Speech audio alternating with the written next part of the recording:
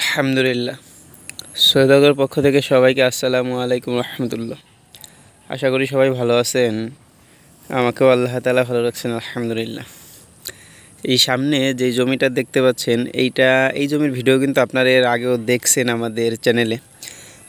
যেই আমাদের রমজান টার্গেট যেই শসার চাষাবাদ আমরা করছিলাম সেটা কিন্তু এই জমিটাই আমরা করছিলাম আলহামদুলিল্লাহ।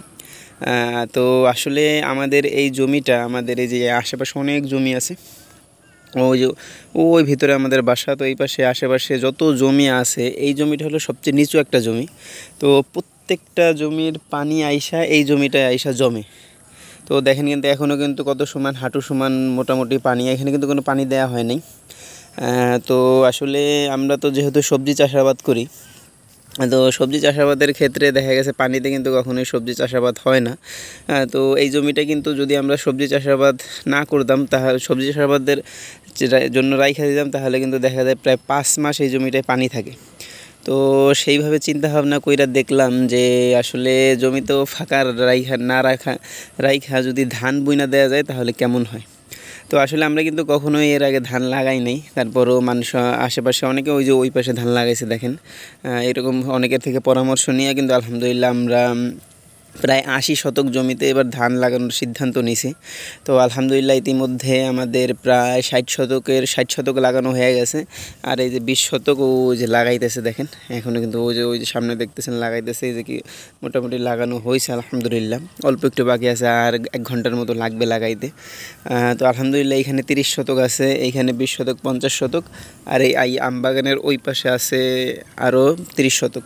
তো এই 80 শতক আলহামদুলিল্লাহ আমরা ধান লাগাইছি, একেবারে নতুন। তো এইখানের বীজটা হলো আমরা কৃষি অফিস থেকে কিছু বীজ পাইছিলাম 10 কেজি। তো ওই 10 কেজির বীজটা দেওয়া হয়েছিল। তো ওইখান থেকে লেবার দিয়ে উঠাইয়া তারপরে এখানে রোপণ করছি। আর দেখা যাচ্ছে কিছু বীজলা শর্ট পড়ছিল, ওইগুলো আবার পাশের এক ভাই থেকে কিনা তারপরে আলহামদুলিল্লাহ ওই যে লাগাইতেছে। তো আসলে আলহামদুলিল্লাহ যদি কৃষিকাজ আমরা একটু মাথা খাটাইয়া করতে পারি তাহলে কিন্তু আলহামদুলিল্লাহ দেখা যাবে যে খুবই সুন্দরভাবে সব কিছু হবে। কেননা জমিকে কিন্তু ফাঁকা রাখা যাবে না, জমি কখনোই ফাঁকা রাখা যাবে না। কেননা জমি যদি আপনি ফাঁকা রাখেন তাহলে কিন্তু দেখা যাবে যে সেই জমিতে আগাছা হবে বিভিন্ন ধরনের, তারপরে এটা পরিষ্কার করতেও আর এক বিশাল এক ঝামেলা। তো এই কারণে কিন্তু আলহামদুলিল্লাহ দেখেন আমরা কিন্তু মোটামুটি একটা ধানও পাবো।